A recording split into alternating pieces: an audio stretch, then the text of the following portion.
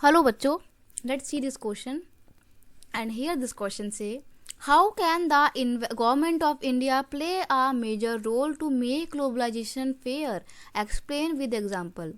Question बोल रहा है कि गवर्नमेंट ऑफ इंडिया का क्या रोल हो सकता है, वो किस तरीके से एक इम्पॉर्टेंट रोल प्ले कर सकती है ग्लोबलाइजेशन को और भी ज़्यादा फेयर बनाने में। ये आपसे क्वेश्चन में पूछा है। देखो, ग्लोबलाइजेशन का मतलब क्या है? ग्लोबलाइजेशन का मतलब होता है जब एक कंट्री की इकोनॉमी बाहर की कंट्रीज़ के साथ, पूरे वर्ल्ड की इकोनॉमीज़ के साथ, वर्ल्ड की अलग अलग कंट्रीज़ की इकोनॉमी के साथ जुड़ती हैं। और ऐसे में क्या होता है? फॉरेन ट्रेड होता है, फॉरेन इन्वेस्टमेंट होता है, तो उसका बड़ा पॉजिटिव इम्पैक्ट भी पड़ता है। लेकिन कई बार कुछ नेगेटिव इम्पैक्ट भी पड़ता है, जिसके थ्रू जो काम करने वाले वर्कर्स होते हैं उनको बहुत ज़्यादा एक्सप्लॉयटेशन को फेस करना पड़ता है। प्लस इंडिया की अपनी खुद की जो छोटी मोटी कंपनीज होती हैं वो या तो बंद हो जाती हैं या फिर वो बिक जाती हैं, क्योंकि बड़ी बड़ी एमएनसी उनके ऊपर टेक ओवर कर लेती है। तो ग्लोबलाइजेशन का ये नेगेटिव इम्पैक्ट है। तो गवर्नमेंट इस ग्लोबलाइजेशन को कैसे फेयर बना सकती है, क्या रोल हो सकता है, वो हम यहाँ डिस्कस करेंगे। आंसर है government can negotiate with the WTO।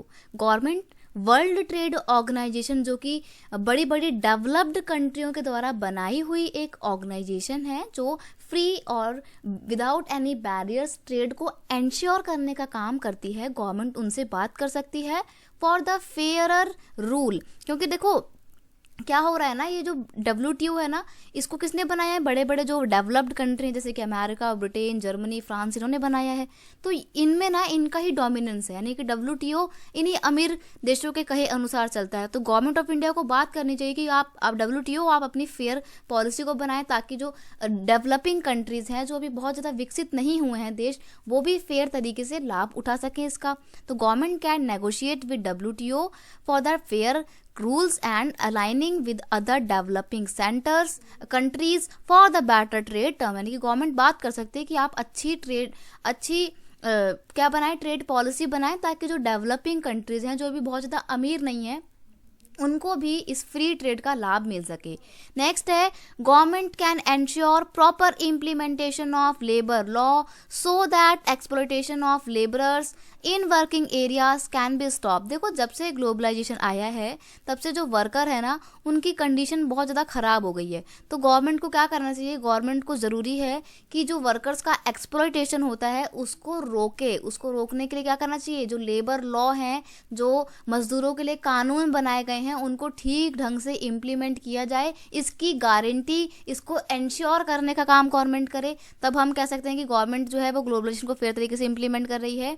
Next है government can provide support to the small producers to set up their business firmly so that they can survive in this cutthroat competition of globalization epoch। यहाँ पे epoch का मतलब क्या होता है?